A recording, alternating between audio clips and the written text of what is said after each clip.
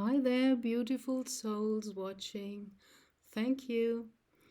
I'm Gabrielle, retired medium in Germany, and I like to share some of my otherworldly experiences and insights, what I learned beyond the veil in the other world or other dimensions, other realms, however you like to call it.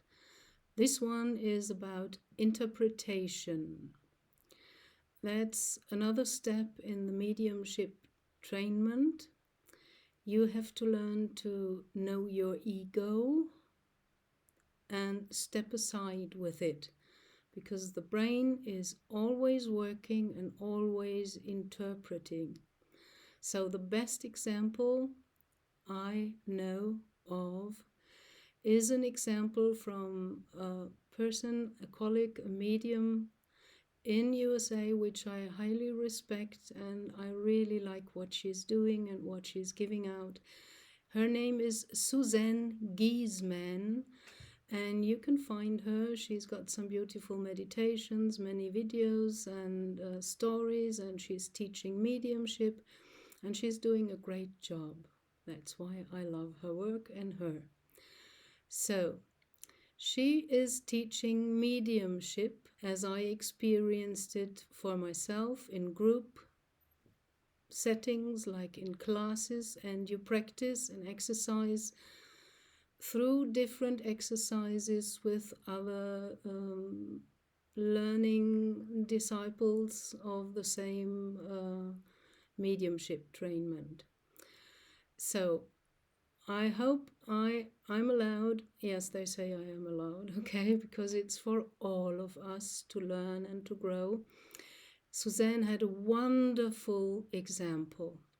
She was teaching, and the people said in twos, and a very simple exercise is just to take the hand of the other person, close your eyes, and feel for what you feel, what kind of energy, what kind of pictures come up, what ideas, maybe it might be a sentence from a song, something.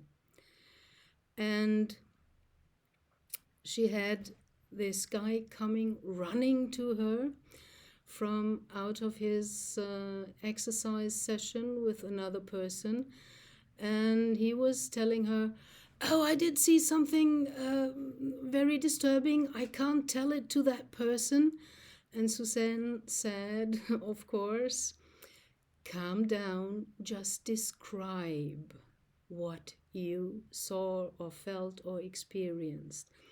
And this guy started, well, I took her hands, and very shortly after, I saw a picture, and it was a house, and the house had a big sign over the door and the windows saying funeral home.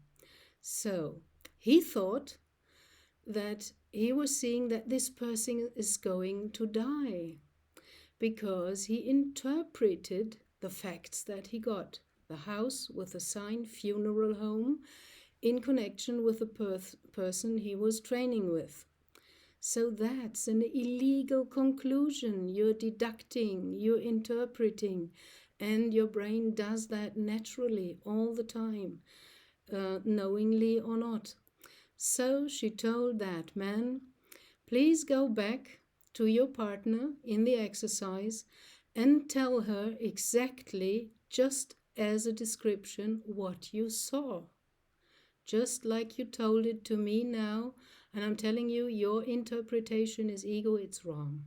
Just describe and wait for her reaction." So the man went back, and he told the description of what he received or perceived to the woman, and this woman reacted a way he could not have imagined. She said, "Chaka, that's the home where I grew up. My father had a funeral business." So see, it's all different. Reality is different than we think and interpret. Wow, what a difficult world. So I think that's one of the clearest and best examples that really shows sorry, that really shows how perception with your psychic senses works. and beware of the interpretation. It's like in remote viewing, you only describe what you perceive. You're not interpreting. So I had the same thing, but not that clear. I was training with another person in a group setting during my mediumship trainment, and we did it a different way. Everybody had an envelope, and in there he put or she put a photo of a person that she wanted to know more about. Could have been a deceased person, could have been a living person, doesn't matter. I only knew I will get an envelope with a photograph of a person in there, and I'm meant to perceive what I get as energy from this photograph. So I took the envelope and I saw a woman, that was clear, and she had light hair, and she was wearing some kind of white shirt and the lower part of the body looked like it was dark, as if she is wearing one of these very narrow, dark kind of business costume skirts that keeps you kind of tight in the hips, because I felt there is a tightness in the hips, as if movement was very difficult, and it's all very, very rigid and solid and not really. It didn't really feel alive or vivid. So my brain already kicked in when I described what I saw. I told her, I see a woman wearing a white shirt and a black skirt, a very narrow one, and she's got blonde hair, because the light hair I interpreted as blonde. My first mistake. Thank God we are trained as mediums to give a real feedback. You tell the other person, which normally in normal life does not happen. The people don't give you an honest feedback. So the other trainee told me, she's not blonde. That's my sister-in-law. And I corrected myself, and I see at least that the hair seems to be very light. And she said, yes, this makes sense, because her hair is all gray. Okay, I interpreted light means gray hair, silvery shining hair, as blonde. First mistake. Interpretation. The second thing was the dark area around the hips. I told her my feeling, that it's kind of rigid and very solid and not really alive, and I interpreted this as one of these narrow black business costume skirts. And she said, she's not wearing that kind of clothes.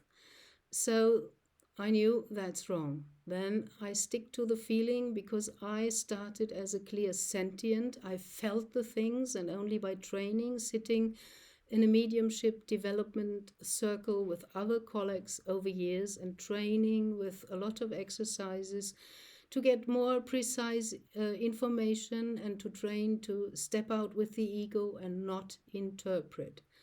So with the feeling, she could connect, and she told me, well, the thing is, my sister-in-law, she's got a hip operation, and she has a false hip made from metal in there.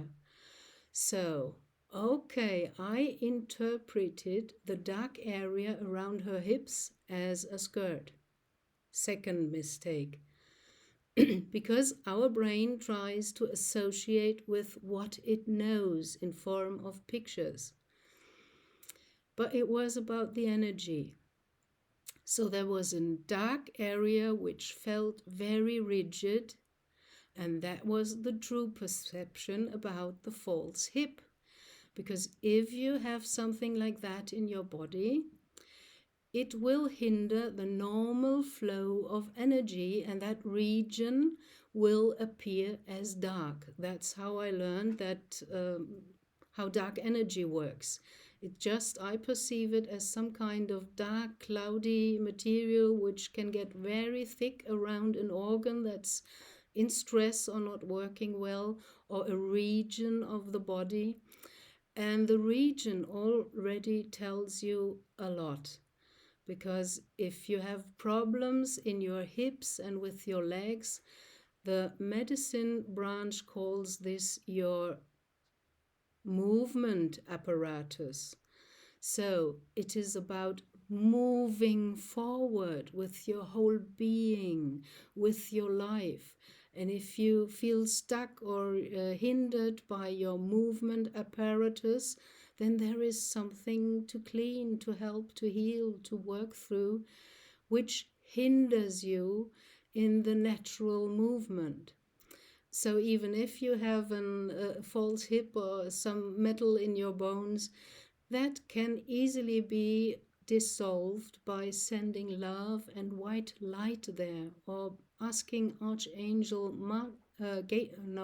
Raphael, the one for healing, with his wonderful smaragd green light, to come and restore the flow of energy in the region, in the organ, wherever you need it.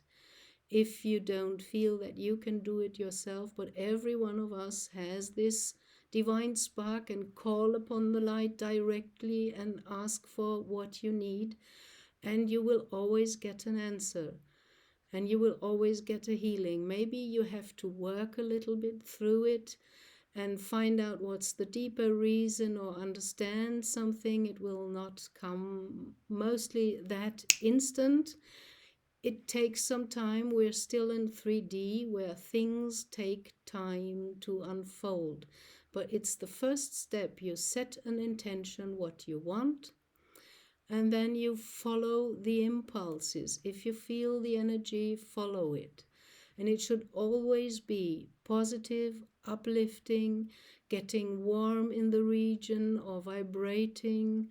And that's how you can feel that something is being worked on in yourself. So this is about interpretation. We interpret everything. If I walk on the street, my brain is creating, oh, what clothes does she wear? This guy has a very strange way of walking, and it's going on and on and on. And maybe I can add another little story which I like. It's also about scattered mind and interpretation. I like to watch the Farsight Institute, which is a private remote viewing institute, and they have a lot of free videos about all their work and the interesting projects they did. They even have for free some introduction to remote viewing. And if you communicate with another being in another realm, another dimension, on a ship, or from Earth, an elemental being, whatever, we humans have the scattered, shattered brain syndrome. We all have the monkey mind. And in the beginning, and still sometimes now, I am like that. I'm encountering another being, and I want to say, hello, who are you and what do you want? And I introduce myself and say who I am and what I want. So, but between these clear, let's say, sentences or thoughts that I think, there is, am I making this up? Can't be real. Don't believe it. He looks so strange. And the being gets everything. Even if you're in a maybe mood a little bit upset, and you say hello and you're not clear, that's why they like us to meditate before we enter these other realms, because then we are in a calm state and we are already relaxed and more in balance. So if you meet a being on whatever level that is not corporal in this 3D realm, but from 4D or whatever, and you say hello, and you still have some anger because you met your neighbor and he ranted with you because you parked your car some kind of illegally, whatever. So your hello to that being with all the mixed in energies of emotion will sound like, hello! This is kind of shocking to them. So if you cleared your mind before, the hello will come to that being as a hello and not this mixed in with emotion. And if you can manage to focus, it will not get, hello, am I making this up? Who are you? I can't believe it. Is this real? Is that another being from another realm? What do you want? I'm surely making this up. This must be a hallucination. So they get all this. They all get the scattered brain syndrome, and they get all our mental diarrhea as well, and not the sentences we wanted them to get.